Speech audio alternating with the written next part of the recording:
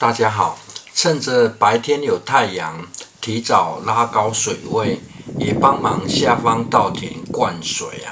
方便晒土后的翻施动作。至于年菜种植，不知大家准备的如何日前是发生了一点小意外菜生长的速度太快，只好赶快采收，请人吃掉，再换上另一批菜苗。而改良式菜床省事自动慢淹浇水的安排，也很顺利的照计划进行这样在菜床内部挖沟自动慢淹的方式，不但可以更为轻松，还可以有延缓土壤板结的效果。目前菜床是可以自动吸水上来，让菜床上的土壤可以维持微湿的状态，明显感觉比滴灌式的浇水方式更为省事而这样的安排也是为何将容易取水的水池旁却是种植蒜头的原因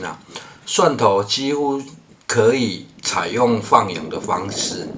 水池旁过往曾经种植过比较嗜水的十字花科只是十字花科类呢，得盖上防虫网。盖上防虫网后，外围要进行浇水会很不方便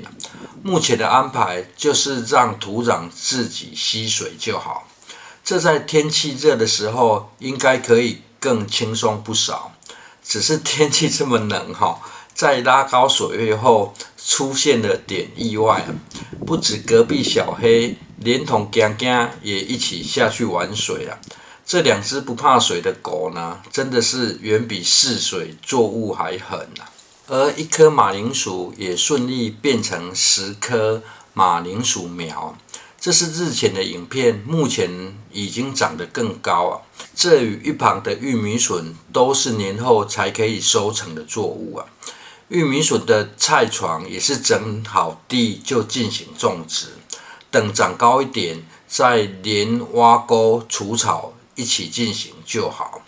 刚整好的地，如果事前长了很多杂草，建议整地后先种植高大作物这样会更方便进行第二次的清除草籽。而这奇怪的棚架是要用来种植丑豆、粉圆豆棚架会长这么奇怪的原因，则是因为搭设材料不足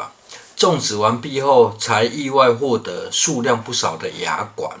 真的是关了一道窗又开了一道门的写照多接触就又有新契机的过程，就等年后再说了。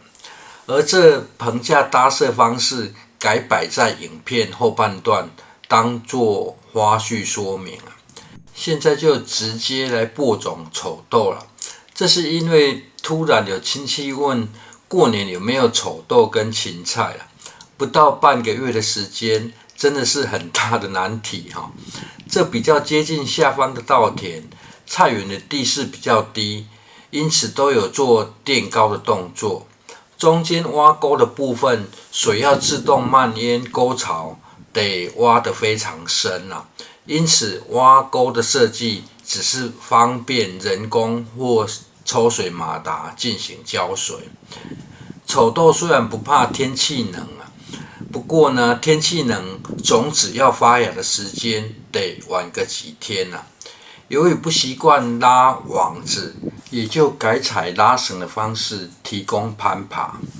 家庭种植堪用就好了，做久了有时更好的材料就会自动出现了。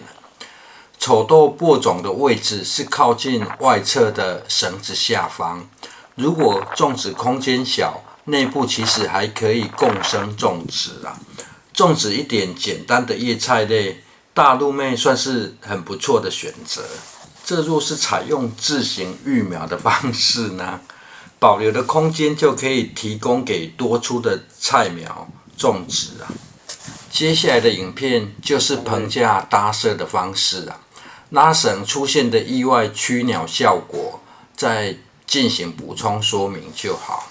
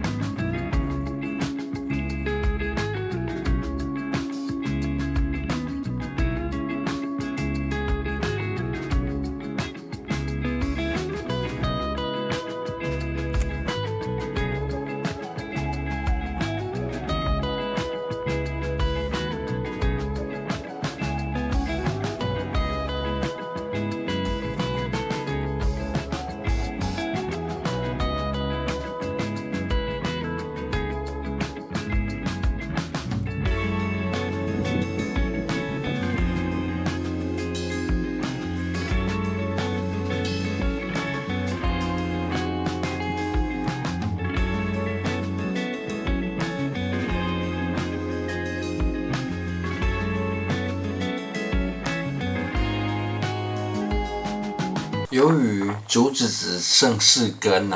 这4根竹子除了可以加强棚架的稳定性，也有避免拉绳滑落的效果。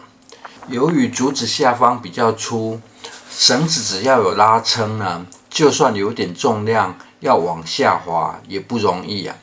另外就是担心下滑，也可以多做固定的卡榫